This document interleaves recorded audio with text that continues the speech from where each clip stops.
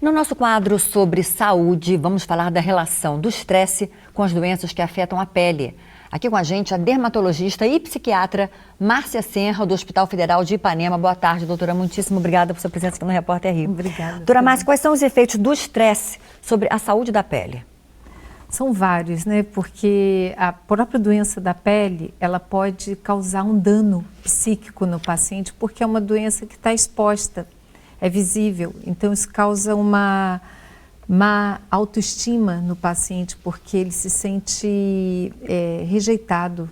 Então, isso por si só, a própria doença causa um estresse. E a gente tem o contrário, a gente tem o fator estressor, eventos bastante perdas, qualquer evento que para aquele indivíduo é bastante estressor, aquele gatilho pode desencadear a doença que já existe, ou pode manter, ou pode piorar a doença que já existe. Que tipos de doença, por exemplo? Várias. Em dermatologia a gente tem várias, a psoríase, o vitiligo, a acne, então, e outras doenças que têm o padrão imunológico. Então, você baixou o seu padrão imunológico, você abre quadros.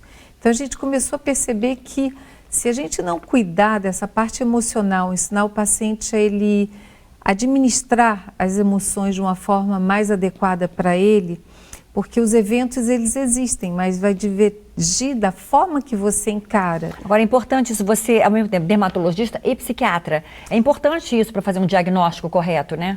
Eu fiz uma pós-graduação na psicoterapia, no setor de psiquiatria da Santa Casa. Então, para me ajudar a entender o perfil de comportamento daquele paciente. Porque a doença, ela é diferente em você, diferente de outra pessoa. Então, a gente tem que entender qual é o perfil de cada um, até para traçar um programa de tratamento. Porque se for uma pessoa que não vai vincular o tratamento ou não tem como comprar medicação, tudo isso a gente tem que saber quem é a pessoa, qual é o sujeito, o que ele pensa daquilo. Porque é tão interessante... Agora, doutora Márcia, como saber então, quando procurar, porque nem todos têm essas duas especialidades, quando procurar um psiquiatra e quando procurar um dermatologista?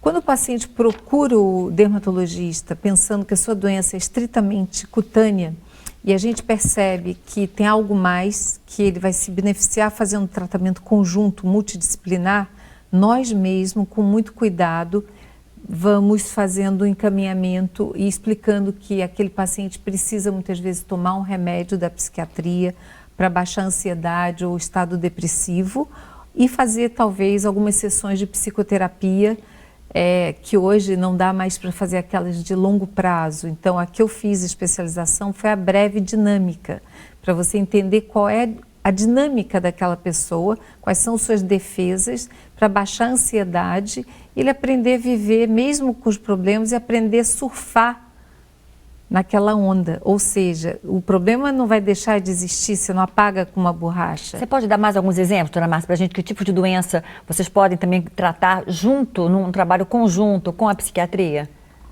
Por exemplo, queda de cabelo, por exemplo, que é uma coisa que as pessoas acham que é uma coisa simples, que é um problema de pele, talvez, e não seja. Queda de cabelo, se para aquela pessoa aquela queda está sendo extremamente devastadora e aquilo já causa um pensamento, vou ficar careca, ou meu cabelo nunca vai mais nascer, só esse pensamento negativo, constante, ele detona um processo psíquico de aumentar a ansiedade e até estados depressivos. Então, a gente precisa, além do tratamento da pele, você entrar, muitas vezes, o próprio dermatologista pode prescrever algum psicofármaco, desde que ele tenha algum conhecimento, ou encaminhar para um colega. E o Hospital Federal de Ipanema cuida desse tipo de caso? Nós fizemos ambulatório, é difícil fazer, porque não tem como atender todo mundo. Eu acho que a psicologia é uma área hoje que é muito necessária e cada vez mais a gente vai precisar, porque a Organização Mundial de Saúde está preocupada com esse aumento de casos de